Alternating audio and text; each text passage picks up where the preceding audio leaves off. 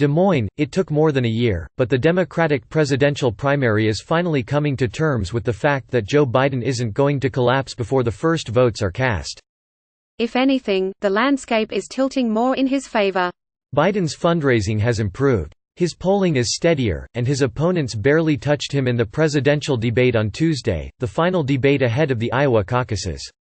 Two of his top rivals, since Bernie Sanders and Elizabeth Warren, have started feuding, raising the prospect of a splintered progressive vote. Pete Buttigieg, a well-funded, well-organized, moderate alternative to Biden, has still not demonstrated that he can appeal to people of color. And 3 of the 5 top polling candidates in Iowa, Sanders, Warren and Senator Amy Klobuchar, are about to be pulled away from the campaign at the most inopportune time, stuck in Washington for President Donald Trump's impeachment trial. Until recently, Democrats had operated on a seemingly universal consensus that Biden, an aging moderate with a record of losing presidential races, would wither in a competitive field. Many of his rivals stitched that thinking into their own plans. Yet, less than 3 weeks before the Iowa caucuses, the opposite is turning out to be true. Even critics of Biden's campaign here have been surprised at his resilience. "I thought he would be in trouble by now," said Tom Courtney, a former Iowa state senator and now co-chairman of the Des Moines County Democrats in Iowa. Courtney, who is neutral in the contest, described Biden's field operation as terrible, with a far lighter footprint in the state than some of his competitors. Still, Courtney said, "I can read the polls, too. There's every chance that he'll win Iowa." Democratic Party officials and operatives working with several of Biden's opponents now say they no longer believe Biden's support is as fragile as they once believed it was. Instead, they now see a durable floor of support for him, at least in the first caucus state.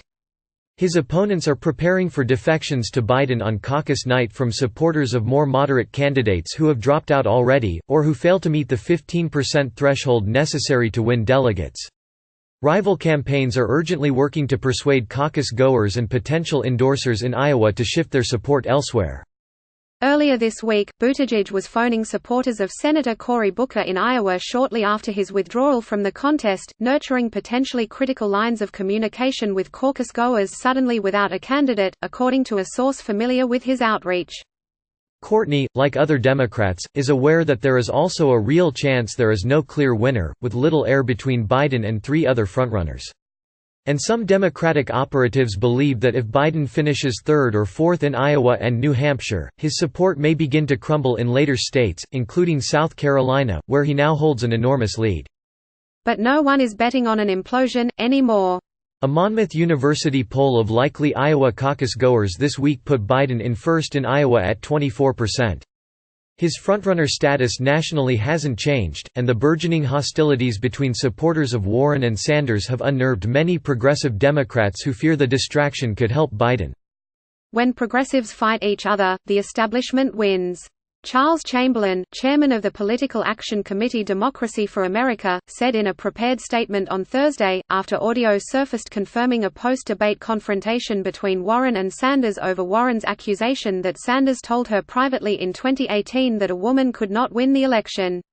"We saw it in 2004 when progressives took each other out and John Kerry slipped through to win Iowa and then went on to lose in November to a very unpopular Republican incumbent. We're determined to not let that happen again." Launching what they call the Progressives Unite 2020 campaign, DFA and 17 other groups pledged to focus our fight for the nomination against candidates supported by the corporate wing, instead of fighting each other. For Biden, the anxiety on the left represents a turnaround from just last fall, when moderate Democrats were loudly voicing concerns about their candidates and 2 potential alternatives, Deval Patrick and Michael Bloomberg, announced late runs. It was only after that unrest, a strategist working with another presidential candidate said, that Biden seemed to get it together. "I can't tell if he was scared straight or if it was just the longer ramp-up of a more seasoned candidate," the strategist said. "But it sure seems like ever since that mortal threat of Bloomberg and Patrick, he's cruising, he's finding his stride." Biden gained endorsements from the ranks of the Kamala Harris, Beto O'Rourke, Julian Castro and Booker campaigns. And he stepped up his fundraising, collecting about $23 million in the final quarter of 2019. Though that was not the biggest haul among the field, in a campaign defined by momentum, it marked Biden's best fundraising quarter of the year. Then, early this month, Trump's intervention in Iran turned the focus of the primary for the first time to foreign affairs, which accentuated long-held policy differences between Biden and Sanders and appeared to elevate each of them with moderate Democrats and progressives, respectively. While calling the race still wide open, former New Mexico Governor Bill Richardson said that for Biden, "I just think the stars are aligning his way." Now what he needs to do, I believe, is end up either second or third in both Iowa and New Hampshire, said Richardson, who ran for president in 2008. And then, I think if that happens, he will have a clear path, because I know he's strong in South Carolina, and Nevada, I think, will be the state that starts tilting in his direction.